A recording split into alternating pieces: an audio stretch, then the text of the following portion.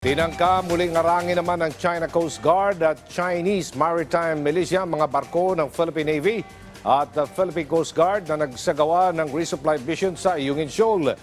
Alamin natin ang detalye ng mga pangyayari sa ulat ni Patrick De Jesus live. Patrick! Aljon, ako lubang napakadelikado ng ginawang water cannon ng China Coast Guard dahil ilang tauhan nga ng nirentahang resupply boat ng AFP na unay sa May 4 ang nasugatan ng bombahin nito ng dalawang barko ng CCG habang bombahin ng water cannon ng dalawang barko ng CCG habang nagsasagawa kahapon ng regular na rotation and resupply mission o RORE sa Ayungin Shoal. Bago pa lang magbukang liwayway nitong Martes, nakapaligid na ang mga barko ng China malapit sa Sabina o Escoda Shoal. Tila nakikipagpatintero sa mga resupply boats ng Philippine Navy na inieskorta ng mga barko ng Philippine Coast Guard na BRP Cabra at BRP Sintangan para regular na maghatid ng mga supply na tubig at pagkain sa mga sundalong nakaistasyon sa BRP Sierra Madre sa Ayungin Shoal. Sakay tayo nitong barko ng Philippine Coast Guard, ang BRP Cabra.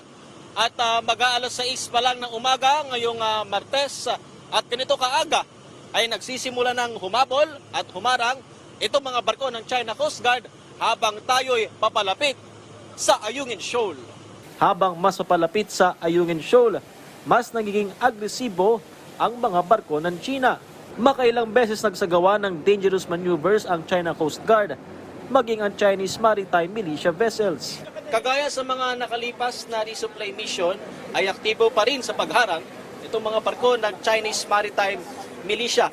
Katuwang nila itong mga barko ng China Coast Guard, kagaya lang niya na napakalaki na may bow number 3305. Tinatayang nasa 12 nautical miles ang ating layo mula sa Ayungin Shoal habang ine-escortan ng mga barko ng PCG, kagaya na lang itong sinasakyan natin, ang BRP Cabra, yung mga resupply vessels ng Philippine Navy. May mga pagkakataong dumidikit ang Chinese Maritime Militia vessels sa BRP Cabra. Pero alerto ang mga tauhan ng barko ng Pilipinas para iwasang bumangga sa mga ito. Pero ang BRP Sintangan, binangga sa harapang bahagi ng isa sa mga barko ng China Coast Guard. Ang isa naman sa mga resupply boat na unay sa May 1. Hindi biro ang ginawang pagsingit sa mga nakapaligid na barko ng China bago tuluyang makalusot patungong Ayungin Shoal. Pero napuruhan ang resupply boat na unay sa May 4 ang isang barko ng China Coast Guard lumapit sa UM4 at binomba ito ng water cannon habang isa pang barko ng China Coast Guard ang sumabay sa direktang pambobomba ng water cannon sa naturang resupply boat. So makikita ninyo yung isa sa mga resupply vessel ng Pilipinas, ang Unay Zamay o UM4.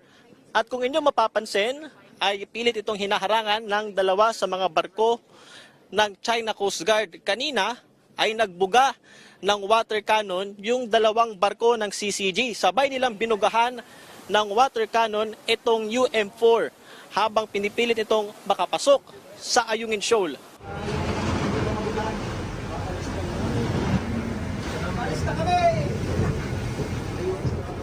Sa video na ito, kita mula sa loob ng Unay sa May 4 ang pag-water cannon ng CCG at nabasag ang windshield ng resupply boat. Ayon sa ulat, nasugatan ng 4 na crew ng Unay sa May 4 dahil sa pambobomba ng water cannon ng China. Isa sa lulan ng UM4 si Western Command Commander Vice Admiral Alberto Carlos na nagtamo rin ng sugat sa daliri dahil sa water cannon. Minor lang naman yung sa akin, konting sharpness lang.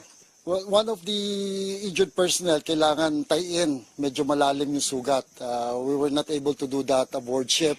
Yung medical ng Coast Guard did a very good job pero hindi muna tinahe. Nilagyan lang ng bandage.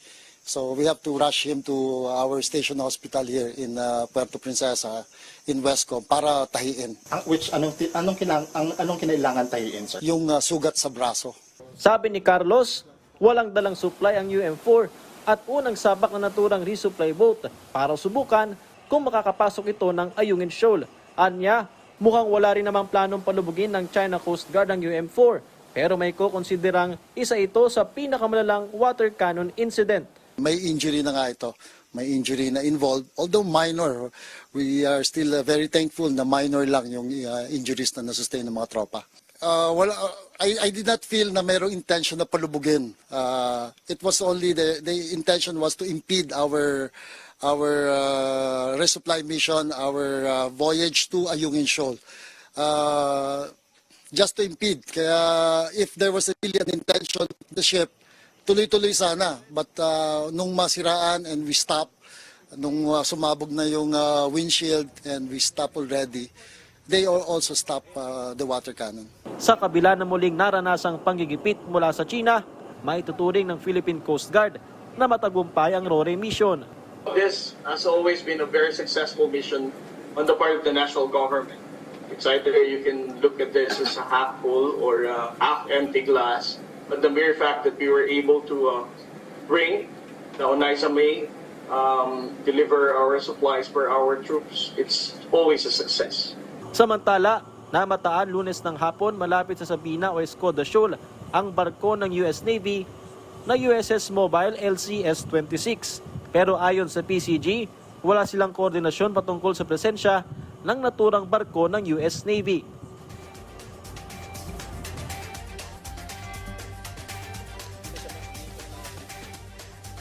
Aljo, sa kabuuan, 5 barko ng China Coast Guard ang humarang sa resupply boats at mga barko ng Pilipinas nang magsagawa ng RORE kahapon, habang 18 barko naman ng Chinese Maritime Militia ang namataan. At bukod dito, Aljo, mayroon ding mga na-monitor na hanggang sa 2 barkong pangdigma ng People's Liberation Army Navy ng China at may pagkakataon pang nagpalipad ang mga ito ng helicopter. Aljo. Alright, maraming salamat Patrick De Jesus.